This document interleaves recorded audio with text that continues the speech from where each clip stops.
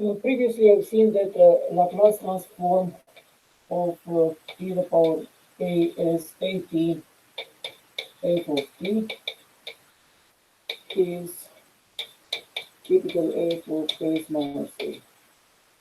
So, uh, in particular, Laplace transform of e to the power a t cos kt is s minus a divided by s minus a squared plus k squared, and e to the power a t sine kt will transform into k over quantity s minus a squared plus k squared.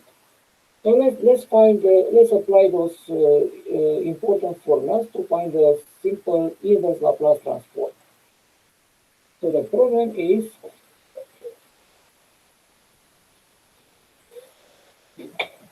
the table is L inverse. Let's find the L inverse of 4s minus 2 over s squared minus 4s plus 8.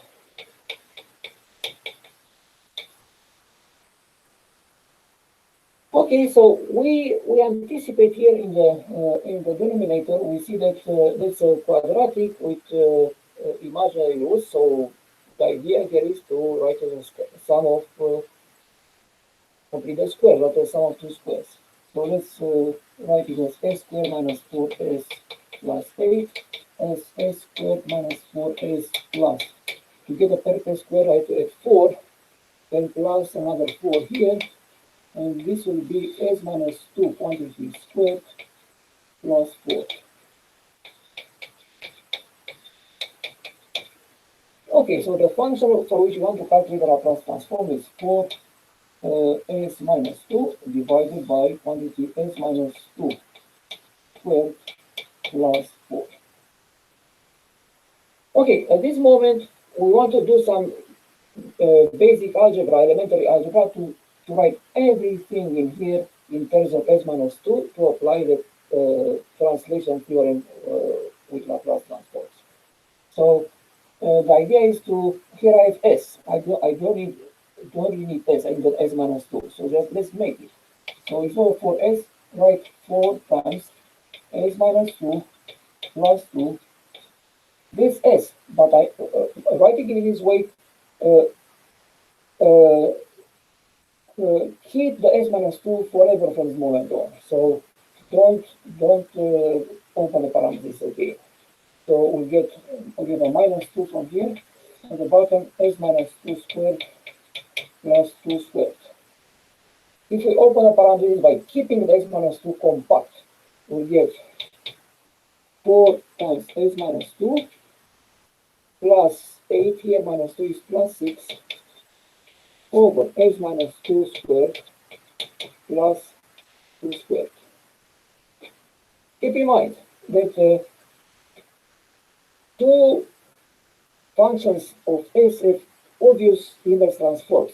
The one is s minus 2 over s minus 2 squared plus 2 squared. Its inverse transform is e to the power 2t cos 2t. And the function 2 over s minus 2 squared plus 2 squared is e to the power 2t sine 2t. So let me write as a combination of functions for which the inverse transform is easy to find.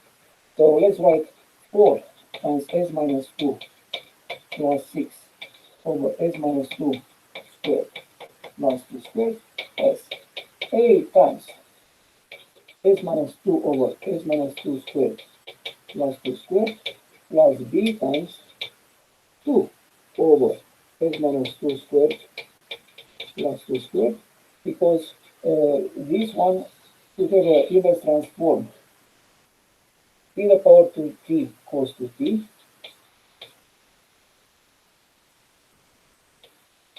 and this one will have the inverse transform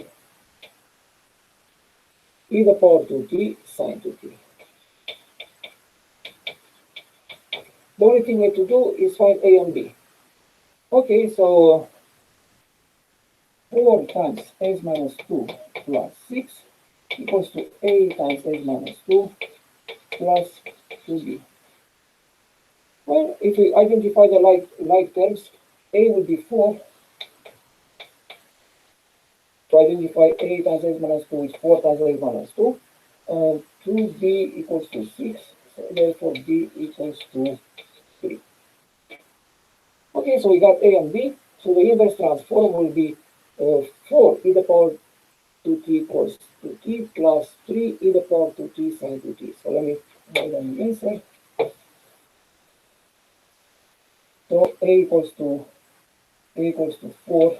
We found that a equals to 4, and we found that b equals to 3. So all of this function is transformed back into 4 e to the power 2t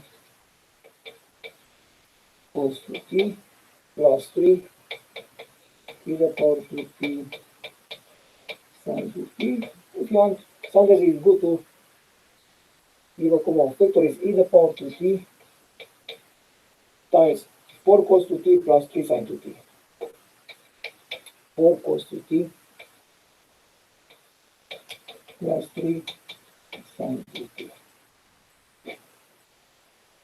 So this will be the inverse transform of the function 4s minus 2 over s squared minus 4s plus 8. So let me write down here is e to the power 2t times 4 cos 2t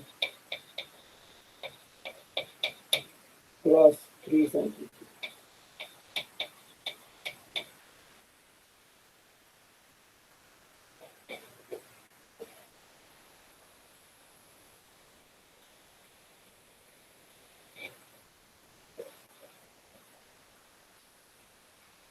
Okay, for next time, let's try to do some more important formulas. Let's do the pile up those formulas. So let's do the Laplace transform over derivatives. Very important when we want to apply Laplace transform to differential equations. So let's use the definition of the Laplace transform. So this will be integral from 0. So this will be integral from 0 to infinity. E to the minus s t f prime of t dt. Okay, so now it's an integration by parts, in which this time around the dv will be f prime of t dt because it's so obviously showing here. So let's make a integration by parts. This will be dv, and this will be u. Okay.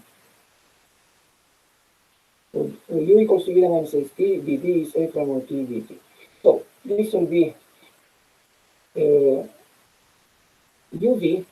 that will be e to the minus st f of t from 0 to infinity minus integral from 0 to infinity.